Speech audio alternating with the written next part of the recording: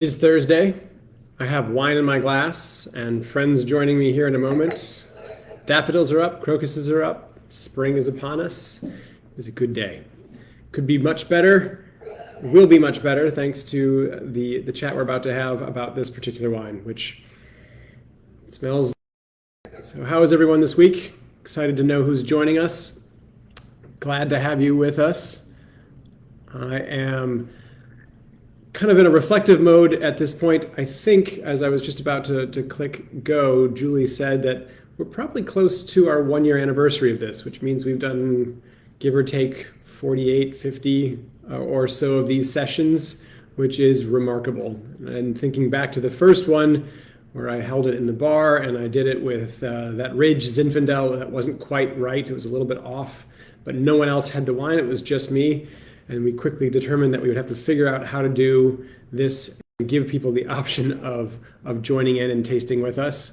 Kind of how Matthew is doing it tonight without the bottle, but I think we've proven over the course of this past year that you can certainly take part in this discussion by virtue of what everybody is offering in terms of their understanding of the wine. So Matthew, welcome, and so glad to have had you with us for many of the sessions over the year, as is the case with Jan and Bobby. The Verses are here tonight. Anthony's joining us tonight. Thank you. Jan Nelson is as well. Hello to you. So glad you're here. We have another, seems like a pretty robust red. And Dutchie's ready too. Is Dutchie drinking wine too? Dutchie is their French bulldog, right? Who is also pictured in the bar. He's a little portrait in the bar and is one of our most loyal and frequent clients, customers of Ricardino's when that existed. So, Kestenbaums are here. Yes, this has been a tremendous way to spend a year. This has really been one of the highlights of this past year for me, was being able to do this. And as I said last week, we're looking forward to ways to kind of expand this offering and do a little bit more with this, as I think it has enriched a number of your lives, and I know it has mine. So Robert and Kathy are with us tonight, which is awesome. It makes for part of the original crew, the kind of the general crew. I'm going to shift that for us. What do you guys get? What do you have here? Anthony, I'll take his request under advisement. Italian beef for a brunch special. That sounds great. Trish and Andy are here with Kathy as well. And John at Expedition Vintage is with us tonight. Great, guys. I know a couple weeks ago you came in and bought a number of these wines and took a lovely picture on top of your Rover, which was really cool. This is a neat wine. It's not taking me to a specific place, but it has a character about it. So, oh, and Melanie and Kelly are there too. Great. Hi, Melanie. Kelly, welcome. And Sharon's just going to watch along like Matthew tonight, which is great. No problem. We welcome that for sure. Think back, remember, to when we had Sarah Walsh joining us via, I think it was one of a different wine, but she was just reading our comments and pretty much nailed the exact wine and the producer based on our comments. So this is something that you can absolutely do and play along with without having the wine in front of you, but it also is delightful to have it in front of you because you pick up the beautiful spice that's on the nose. Thank you, John. The dark fruit and the robust character that you're picking up, Jan. Perfect. And Melissa, hi. How are you? It's great to see you tonight. Great to have you with us. I don't know if Jeremy's cavorting around the world still or collecting and pulling in more and more of the fantastic beer he's been sourcing. Jeremy and Melissa have a Foster's Grill, and Jeremy does a great job of curating an incredible collection of beer. So a burger and a beer, who doesn't love that? Hi, Susan, welcome. And Kathy, yep, you're picking up dark fruit, purple flowers, pepper. Great, so let's get to the appearance of this wine. And Robert's helping me there with a little bit of ruby color. It's clear.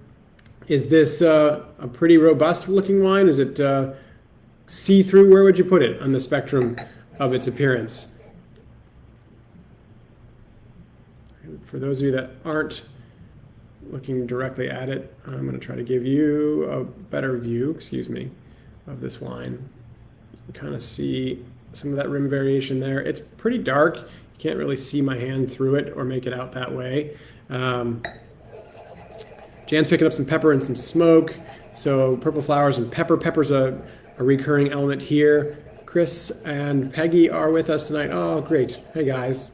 Kathy, yeah, it's fairly opaque. It's pretty dark. It's that leads you to think that this is a grape variety or grape varieties that have a little bit of a thicker skin, that have a little bit more power and structure just by the appearance. That's the neatest part about the appearance part of this, is that you can learn a whole bunch about wine, and more often than not, you learn what it's not. So if this were Pinot Noir right off the bat, it would be a richer Pinot Noir for sure, but it's starting to showcase something that would indicate that it probably is a little bit bolder wine just by the way of the color.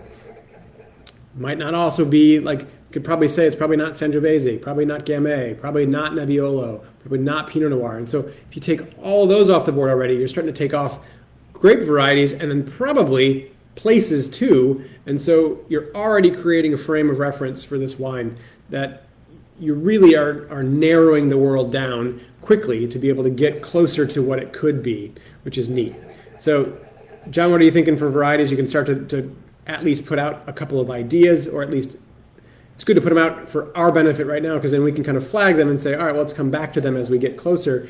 You just don't want to jump down the rabbit hole of one variety and get stuck there, which I do all the time, where I pick up one particular element and then I just get a dog with a bone. I can't let go of that idea and I just stay there and I'm stuck. Spice keeps coming out for Jan, so there's a robustness. So we're talking about a wine. If you swirl a little bit, for Matthew there and others who are playing without the wine, I don't know if you can make that out. Sorry, I put my hand behind it. I need a paper for you, but there's a little bit of a formation of some tears. They're starting to form. They're going slow, which is an indication probably of a little bit more alcohol, more moderate alcohol. So, 13, 5, 14, kind of in that realm. It's not syrupy, so it's probably not something with residual sugar, which you wouldn't expect really from a red wine that's table wine anyway. Chris, you're picking up raisins and prunes, so you're picking up a quality of fruit there, which is interesting too. So dried fruit, not fresh fruit, not tart fruit, and raisins and prunes giving you kind of dried grapes and a dried quality of fig, say, for example. And so you're talking about blue fruit, purple fruit, red fruit, but not raspberry and cherry as much. So Jan, good call. It's one varietal to consider for sure, Zinfandel. But I completely agree, and that's what really the first point I put my nose in this, Chris, that raisins and prunes. Carmenere. So let's look for some of the sort of vegetal element, that pyrazine element that we've gotten from Carmenere in the past. We'll look for that. Tannat. Zinfandel coming from Anne and John. Absolutely. Hello to you too. I'm so glad we got the wine in time for you to have it this week. We ran out, which was really great. So we have at least 30-something folks or 30-something bottles out there tonight, which is really cool. And so, yes, you can pick up the tasting ahead of time. We have all the wines here at the restaurant, and we have them going for a number of weeks in advance. So quite a few folks come in and pick up 2, 3, 4, and if we have them available, even some, last night one person picked up 5 weeks in advance. So they just would have them.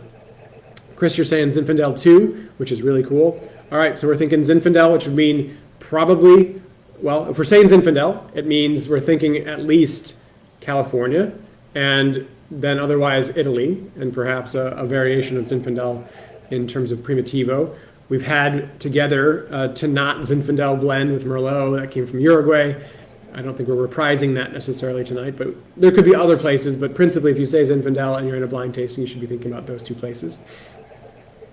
So, great, let's leave Tannat on the board, let's leave Zinfandel on the board, but we're headed down a path that is more robust, a little bit warm, and that warmth is giving us some of that raisin and prune quality, right? You don't get that in a cool climate typically. That grapes drying because of the sunshine, you wouldn't get in, in a northern clime or in a particularly cool site. You'd get it in a warmer site, and that would probably lead us to something like California, like Italy, Mediterranean climate, and some warmth there. So Italy, California are in the running right at the present moment. That's kind of neat, just based on Zinfandel.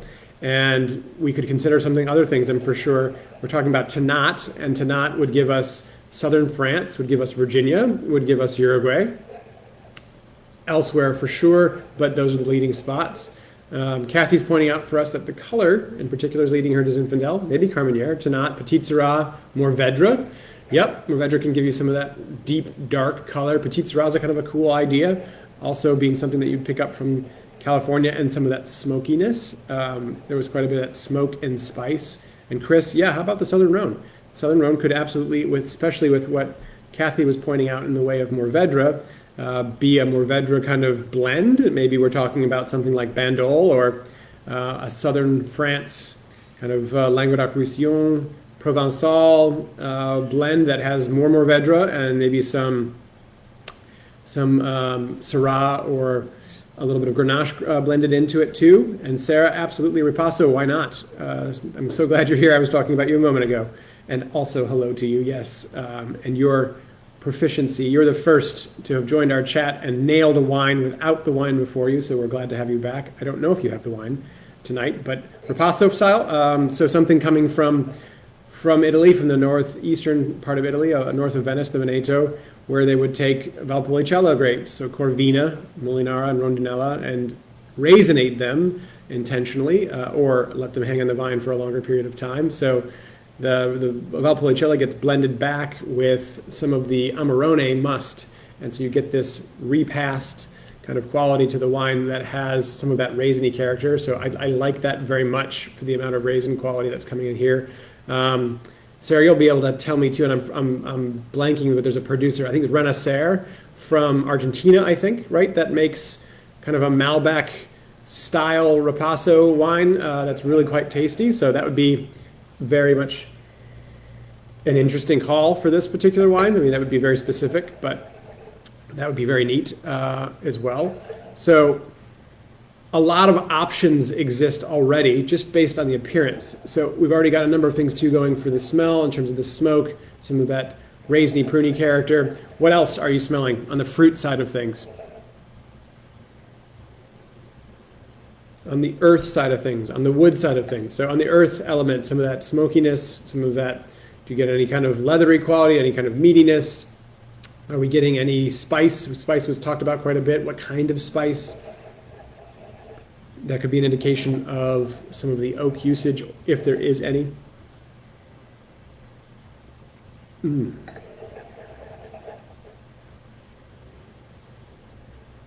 Mm.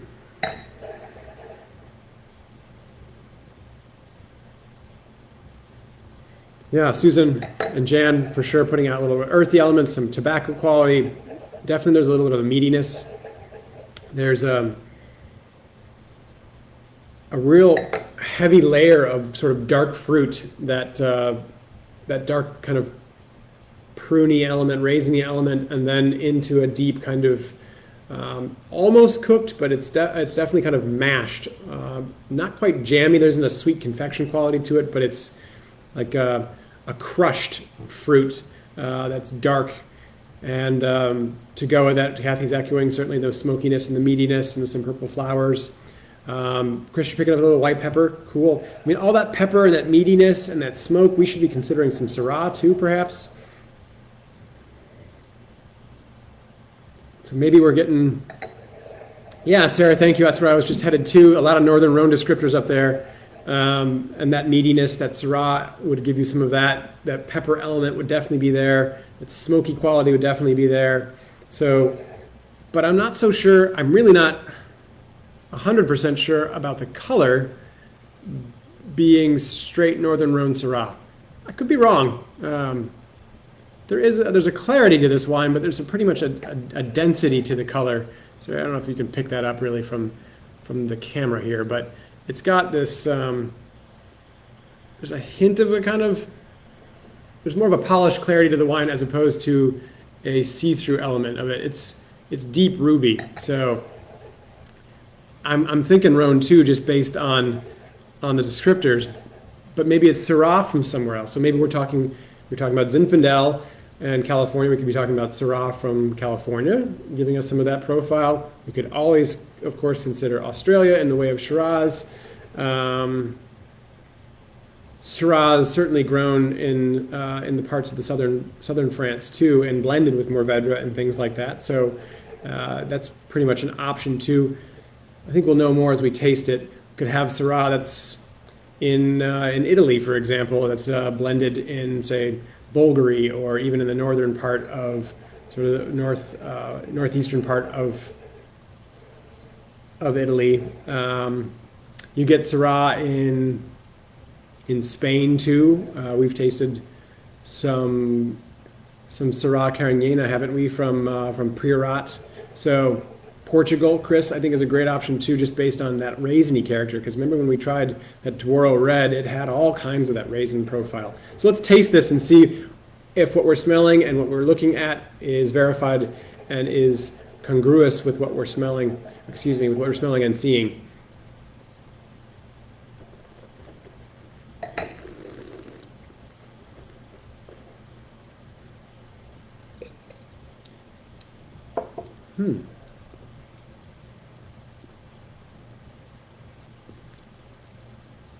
It does feel more stuffed, right? It feels a little bit more jammy than Syrah Rhone, a Rhone Syrah.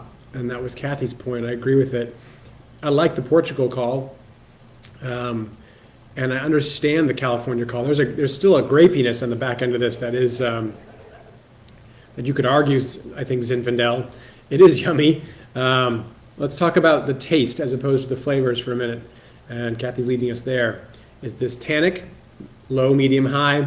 Is the acidity low, medium, high? What's the body like? Was it real robust? Is it a moderate weight? Is it a lighter weight wine? Is it so whole milk, 2% milk, skim milk? How would you see that? Where does this wine fit? I'm getting high acidity and high tannins from Kathy. Lauren is saying big tannin.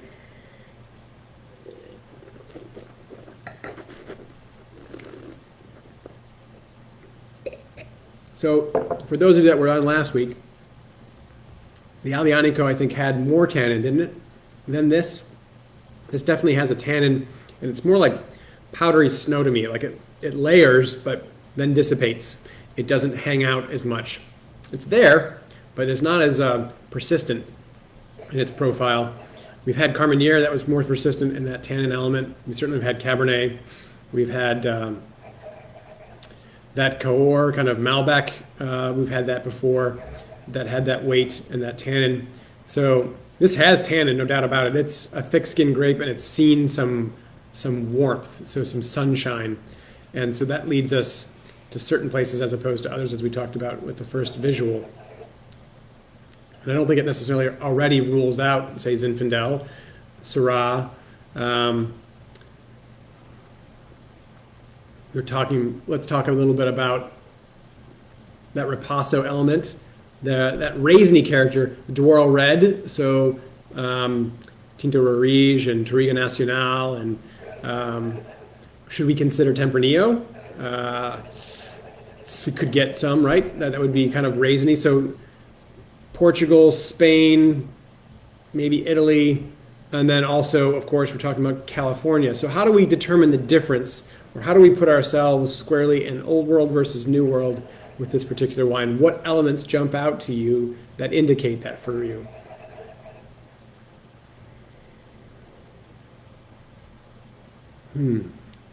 Wow. Thank you for the compliment, Kathy. Yeah, this one, the tannins are neat, and Susan's kind of drilling down on the tannins, saying they're more medium plus for her. Not really like quite the same as the Aglianico. I think the Aglianico had a more pronounced tannin. Jen, you're moving away from Zin. There is a meatiness to this, too raisiny for California Zin. Sometimes you get a little bit of that red fruit character from California Zin too, and I'm not getting as much red. This is really sun-kissed, and you could definitely get sun-kissed wines in California, but there's kind of that old world cross for me of that raisiny element, and then all that meatiness, the smokiness, and the acidity, right? So, and Sarah's prompting that question. It's more medium plus.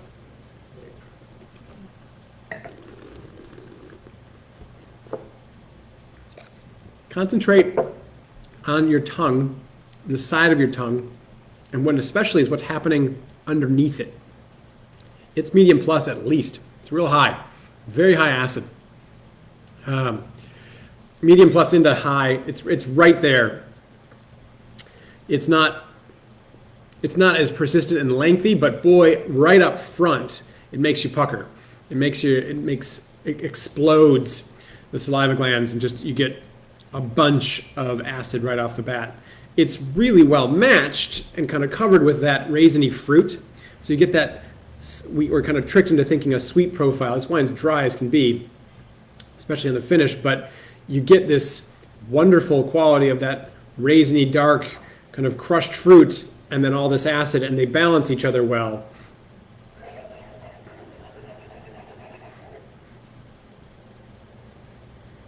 Yeah.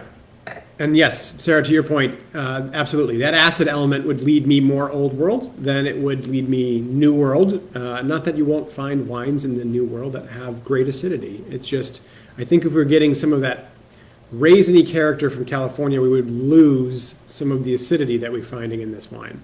And so that's where I would probably venture more Old World as opposed to New, just by way of a guess. Jan, why not? I think we should actually consider a Tempranillo blend. So a Portuguese red blend, a Tempranillo blend from Spain, a Syrah blend, Syrah Mourvedre blend from France. We could be talking about a Primitivo that could come from Italy, and so we could be talking about some of that grapiness that comes by way of Primitivo in Italy. But I'm not getting any one particular element so far that like says exactly where it's from. I think what we've outlined is a profile of the wine, and we found places that I think we could talk about, and we will talk about now, to try to figure out where our guess will come in, or where our final assessment. This is not a guess. We are not guessers. We are professional tasters at this point who are assessing a wine and then finding a measure in the wine that we can actually pinpoint the grape in place. So, Chris, Bierzo. Cool. Bierzo. So, Mencia, I don't know if we would get the same level of intensity by way of the texture. Mencia can be arranged though, but generally speaking, I think of Mencia as a little bit lighter in profile. I kind of put it more down the spectrum toward Nebbiolo and Pinot Noir, but not as light typically as Pinot Noir can be. Yeah, and Kathy, that's a beautiful point. I think that is a great recap kind of on this wine. It has a bunch of old world characteristics, but it tastes modern. And so it's new world in kind of approach, fruit extraction, and looking to keep that fruit character kind of fresh and top of the wine, but give you some of that old world character just by virtue of where it's grown. They couldn't avoid that necessarily. There's a Syrah blend that Sarah was noting from Marquis de Grignon in Spain. Where is that from in Spain, Sarah? Because the Syrah blend could describe a lot of what we're seeing here, because we got that meatiness and that smokiness and the pepper element. Alcohol here, where is it, folks? Is it warm in the back? Are you getting a kind of a retronasal?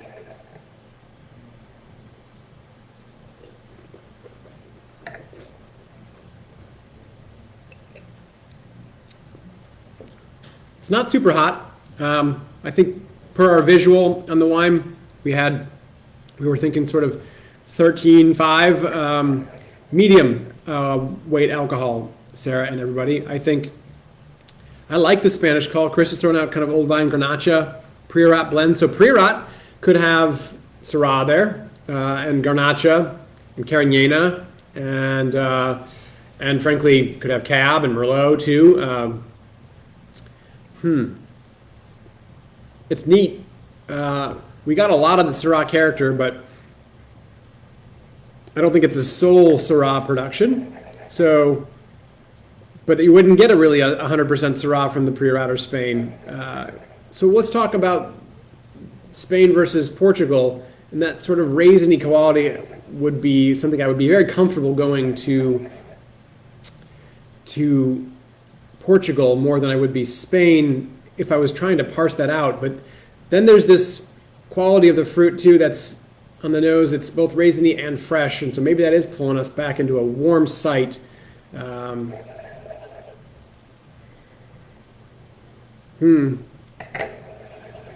Kathy's saying Mourvedre. So more Monastrell from Spain. Meatiness, yep. Wavra can give you that for sure.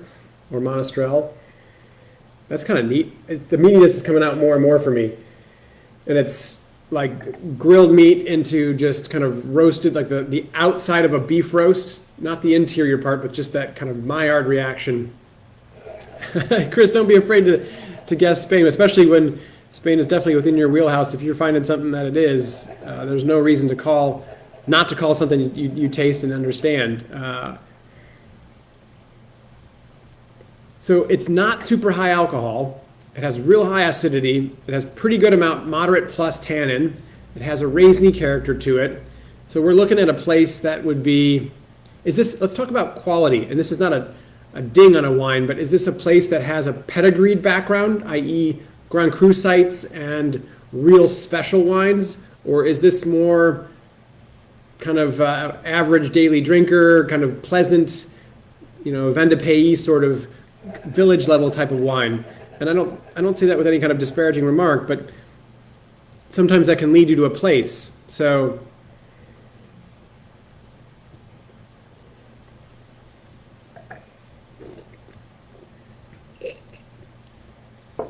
and for me, there's a wonderful kind of seamlessness to this wine, but not a bunch of dimension. And by dimension, I mean layers. So that while the wine has a lot going on with from that kind of raisiny fruit to that meatiness to that smokiness, I'm not necessarily sure it's giving us more layers of dimension. So it probably isn't the oldest vine material on a super slope. I'm thinking this might be in between sort of that great wine and a basic wine. It's not simple. So it has character, but it's not super deep in its profile. So that's part of the reason. I mean, Priorat has older vines, and kind of I like the Priorat call. I like the Spanish call too that many of you are getting to as well, especially when I'm thinking about it more in context of, say, Italy, where some of that grapey fruitiness, I don't know that I would associate that as much with Italy unless there was a very modern oriented kind of producer there. And we've got two people already then, Chris and Kathy, doing Mourvèdre Monastrell. What's is definitely in the camp for Europe too. So we're in Europe for everybody. Not a blend. Ricardis are on board with Chris too. So Chris knows some Spanish wines for sure. And so Spanish Monastrell, I mean, that's pretty neat. That's a great, I think that takes us kind of through Portugal. We think we would get a little bit more intensity of that raisin element that's persistent all the way through. We would probably get that tannin we're getting. We would get, I think, maybe a little less acidity, but that's parsing.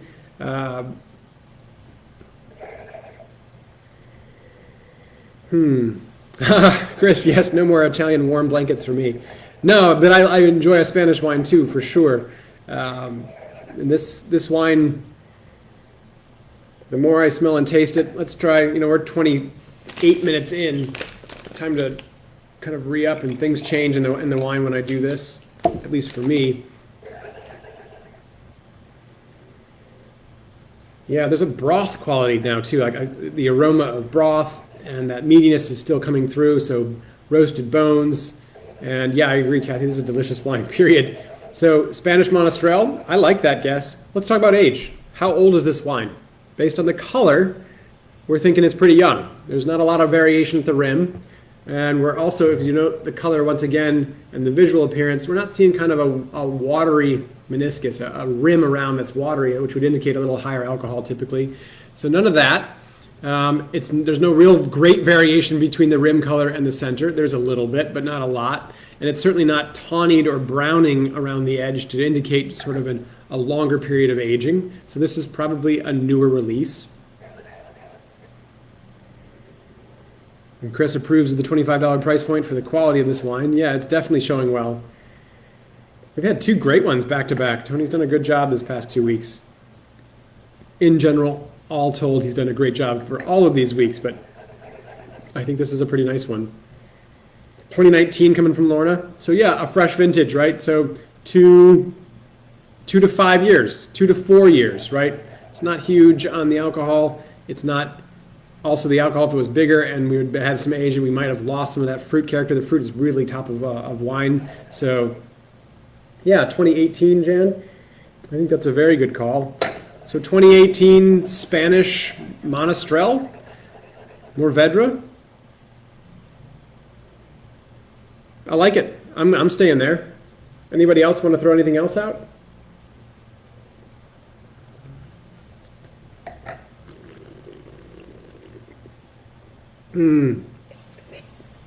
Jan, this is going to be great with chili. Absolutely. Chris, you're thinking there's more alcohol than comes across. It might wear it extremely well, but it is wearing it really well. There's no heat back here. It's well balanced. But with all that ripeness, I would have expected it to have a more showy alcohol quality. So it's pretty nice. So Chris, you're saying about 14 plus alcohol? Yeah, I mean, for the description, that's what we should expect. And from the place, yes, I think that's absolutely what we should think about. So Susan's on board with the Monastrell Mourvedre from Spain, 2018. All right, let's check it out. A lovely wine at 25, a wine that... Yeah, Sarah, I get you. I understand. I think we're missing, maybe, as Chris points out, the character of the alcohol in this wine. And this was just tied, and I can't get it undone. So let me see here. The character of this wine may be more of a factor of its pedigree than hiding some of that alcohol, which is just hard to pick up on. It's not necessarily showcasing a full-blown element of alcohol. There we go. Ooh, Melanie, I'm jealous. Steak and caramelized onions. So Gran Pasas, Monastrell from Spain, 2017. And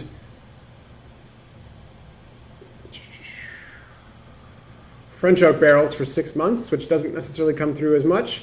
And yes, 14.5% alcohol. Wow. This shows extremely well with alcohol at that level. I was comfortable kind of in the 13.5 to 14 range, but 14.5, it's beautiful, really beautiful. Kathy's pairing this with mini hot dogs. You know that brothiness and the sort of smoky element would be great with hot dogs. I mean, it's a great wine, so a great wine goes with anything. I think that's the neat part about wine for sure. So this is coming from Yecla, Spain. Very cool. Hamilton Cellars. Neat wine. So yeah, Yecla, I don't know that I've ever had a wine from Yecla. Cool wine for sure. Very tasty. And we can order some more if you're interested in picking up a couple extra bottles, or if you want to rewatch this and have a bottle. We have a couple bottles in house. I think we got another little shipment today, and a number of people picked up some today. So we can definitely get more if you're interested. We'll track some wine down on any score. If you're looking for a wine from a previous tasting, we can certainly have that made ready for you. Cool wine. Great tasting. Cheers to about a year of doing this together, everybody. Let's do it again next week, shall we? Oh, Robert, you can bring the duck legs and the spicy shrimp. That sounds awesome. All of these food ideas. I have to go get something to eat. Cheers, everyone. Thanks again for joining. We'll see you next week.